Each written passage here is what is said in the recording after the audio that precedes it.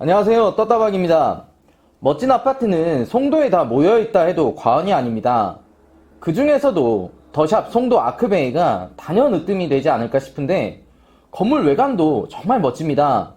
회오리형 특화 설계로 특별한 느낌까지 주는데요. 많은 분들이 기다리고 있는 단지이니까 누구나 아는 형식적인 정보는 빼고 핵심 사항들만 추려서 말씀드리겠습니다.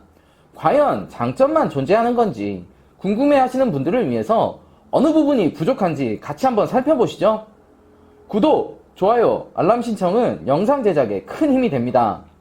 송도의 리딩 단지 중 하나로 발돋움하게 될 송도 아크베이는 분양가가 제일 궁금하실 텐데요.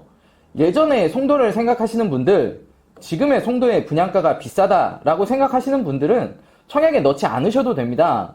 경쟁률도 낮아지고 좋겠죠? 송도는 허그에서 고분양가 관리 기준에 적용되는 지역이기 때문에 평당 분양가는 2,550만원으로 분양 예정입니다. 하지만 평당가를 전체 평형 모두 일괄 적용할 것 같지는 않고요. 뷰적인 측면에서 보면 워터프런트 호수와 반대쪽으로 배치되어 있는 84 타입과 98 타입은 평당 분양가보다 낮게 분양할 예정이고, 조망권이 좋은 112 타입과 121 타입 등은 평당가를 높게 해서 평균을 맞출 것으로 보입니다. 타입은 중대형 평형으로 이루어져 있기 때문에 세부적으로 살펴보면 84제곱이 8억 6천만원대, 98제곱이 약 10억 2천만원대 정도이고, 평형이 제일 큰 179제곱의 경우에는 27억에서 28억 정도의 분양을 할 것으로 보입니다. 주변 시세에서 평당가 산출에 대한 힌트를 얻을 수 있을 것 같은데요. 바로 옆 단지의 힐스테이트 송도 더 스카이 같은 경우에는 분양가는 175제곱이 제일 큰 평수인데 분양가가 25억 5천대입니다. 2020년 3월에 분양을 했고 2024년 2월 입주 예정입니다. 최고 층수가 높고 세대수가 더 많다는 점에서 더샵 송도 아크베이의 분양가 산정 예측 기준을 조금 더 낮춰볼 수는 있겠지만, 매년 공시지가 상승에 따른 각종 부대 비용의 상승으로 인해서 큰 가감은 없을 것 같습니다. 최근에 또 핫하게 분양했던 송도 자이더스타의 경우에는 13.1대1의 평균 경쟁률을 기록했고, 평당 평균 2,599만원으로 책정돼서 84제곱은 9억대, 98제곱은 11억대에 분양을 했습니다. 비역세권이라는 단점도 명확해 보이지만 360도 파노라마 조망에 대한 기대감이 단점을 상쇄했다라고 보여지는데요.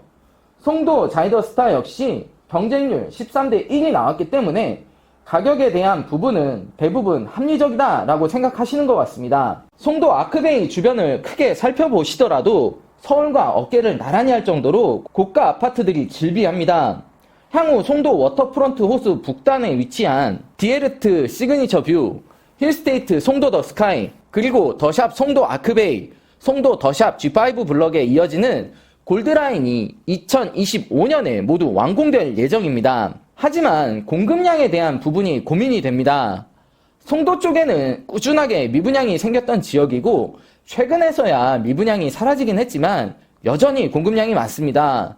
인천 연수구의 적정 입주량은 연간 2,000세대 정도로 파악이 되는데 2013년도부터 공급이 계속 늘어서 2020년에는 공급만 9,000세대가 됐어요. 4년 반 정도의 적정 입주량이 한 방에 공급이 됐기 때문에 공급량을 어떻게 해소시키느냐가 관건이 될 것 같습니다. 아크베이의 입주 시점은 2025년으로 향후 3년 정도 뒤인데요.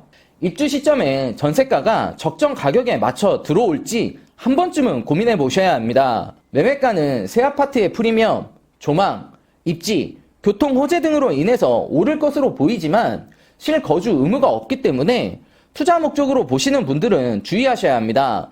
내년부터는 부동산 흐름을 좌지우지하는 대선도 있기 때문에 공급량이 늘어난다라고 하면 필요한 현금은 더 많아지게 됩니다. 자금 계획 잘 세우셔서 접근하셔야 될 것 같고요. 실거주 생각하시는 분들은 뭐 크게 말씀드릴 내용은 없을 것 같습니다. 업무지구가 생기니까 수요는 더 늘지 않겠냐라고 보시는데요. 늘겠죠? 근데 제 생각은 조금 더 다른 게 뭐냐면 송도는 좋게 얘기하면 자족도시, 나쁘게 얘기하면 항아리 상권이 되지 않을까라는 우려도 생깁니다. 항상 부동산은 입지가 생명이다 라고 말씀드리는 부분이 뭐냐면 송도 같은 경우도 업무지구 블럭이 좋은 거지 인천 전체가 송도로 인해서 좋아진다라고는 할 수 없거든요. 평택도 평택 고덕 신도시 쪽이 좋은 거지 평택 전체가 좋은 건 아니니까요.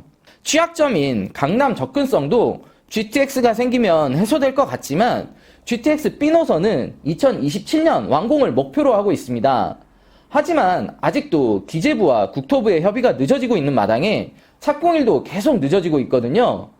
아파트 입주 시점에서도 한동안은 계속 강남 접근성을 포기해야 한다는 거죠.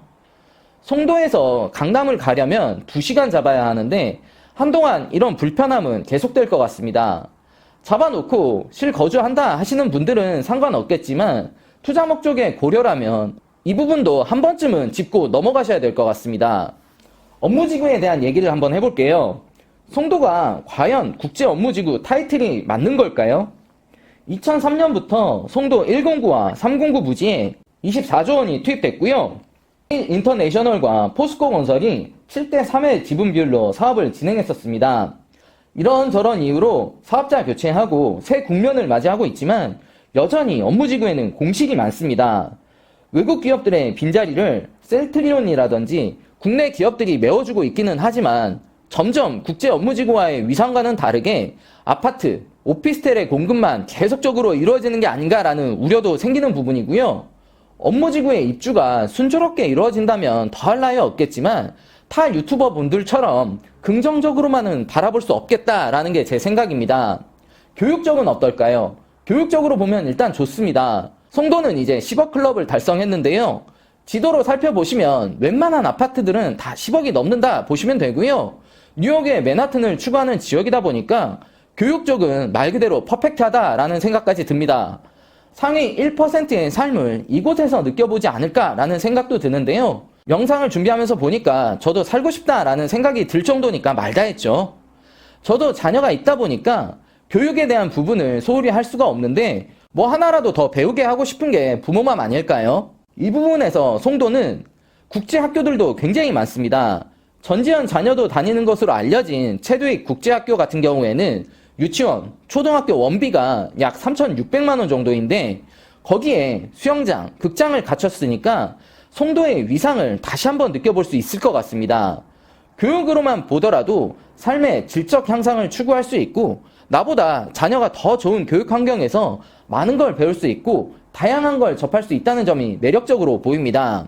결론적으로 말씀드리면 송도는 역시 송도다. 교육, 입주 환경 나쁘지 않다. 하지만 업무지구의 공실 부분 해소와 GTX B 노선의 문제, 그리고 이미 많이 공급된 물량이 아직 고민거리다 정도로 요약해 볼 수 있겠습니다. 점점 나아지는 송도의 모습을 기대해보면서 더샵 송도 아크베이는 실거주 목적의 청약이 보다 더 적합해 보이고요. 상가, 오피스텔이 완판됐기 때문에 기대감이 크지만 긍정적으로 볼 수만 있는 건 아니다 라고 결론 짓고 마무리하겠습니다. 오픈 채팅방 링크도 하단에 첨부해 놨으니까 오셔서 더 많은 정보 얻어가시기 바랍니다. 감사합니다.